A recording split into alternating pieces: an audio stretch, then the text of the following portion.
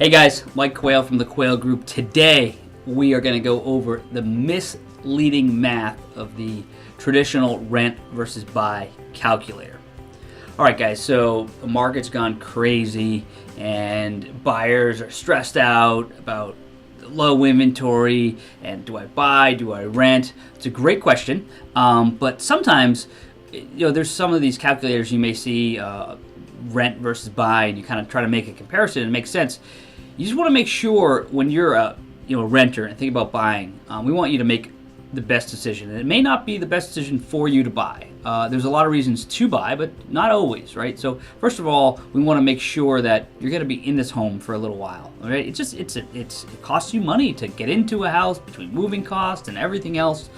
You don't want to be moving back and forth. So if you're going to be in a home at least 3 to 4 years, it's definitely worth it to buy, or at least when you look at it from a financial standpoint.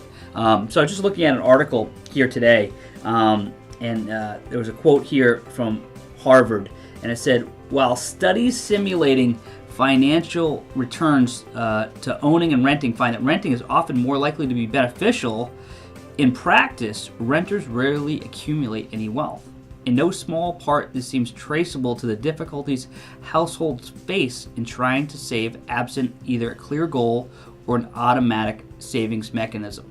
So what's that about? So there's this whole concept of forced savings when you actually own a home and you have to make a mortgage payment.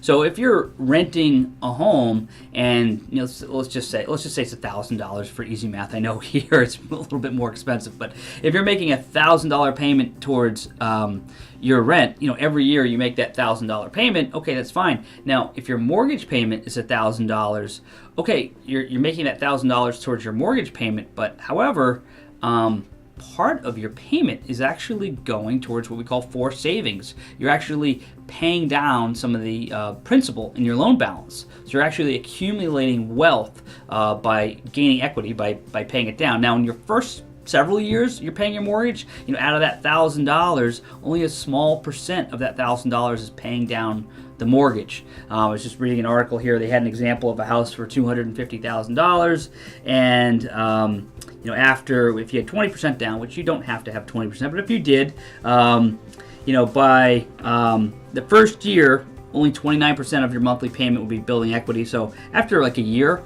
you would have only earned $3,400 in equity in terms of the pay down on your principal.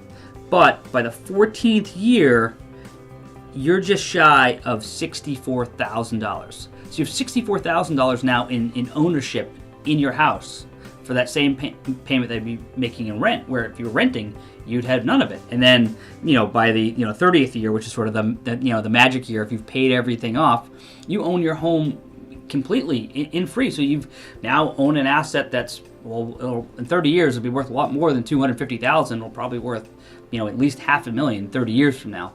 So the big thing is that even if you were to rent and save $200, $300 a month versus your mortgage payment, would you actually save that money? Would you be forced to do it? And studies show that we won't, just based on psychology. So making a mortgage payment is like a forced savings account.